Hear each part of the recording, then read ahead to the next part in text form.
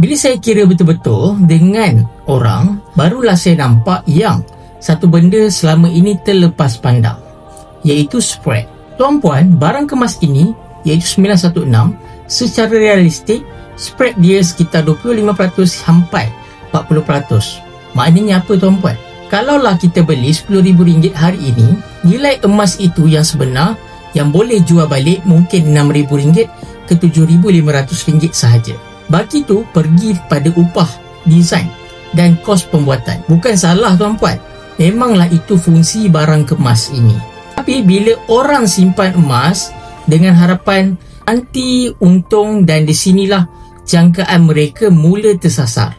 Emas 999 pula, gold bar ataupun dinar, spread dia jauh lebih kecil, sekitar 6% hingga ke 9%. Sebab apa?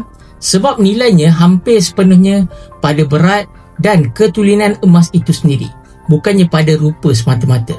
Dan di sinilah poin paling penting sebenarnya. Makin kecil spread, makin cepatlah nilai kita dapat balik modal tersebut. Dan makin cepat harga naik, makinlah cepat simpanan itu merasa untuk hidup. Sebab itulah tuan-puan, saya selalu cakap, emas ini bukannya soal bagus ataupun tidak bagus. 916 bagus, 999 pun bagus. Tapi fungsi dia yang berbeza. Barang kemas ini sesuai bila niat kita ni nak pakai, nak simpan nilai sentimental value dan nak hargai kecantikan.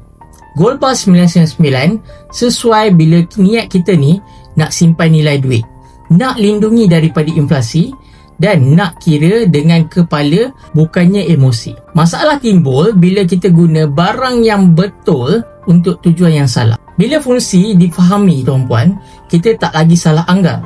Dan bila anggaran yang betul, kita tak rasa pun tertipu. Dan bila faham daripada awal, emas ini akan jadi alat yang menyenangkan, bukannya mengecewakan hidup kita. So tuan-puan, saya ulang balik, dua-duanya adalah baik. Cuma kita kena pastikan kita tahu beli untuk apa.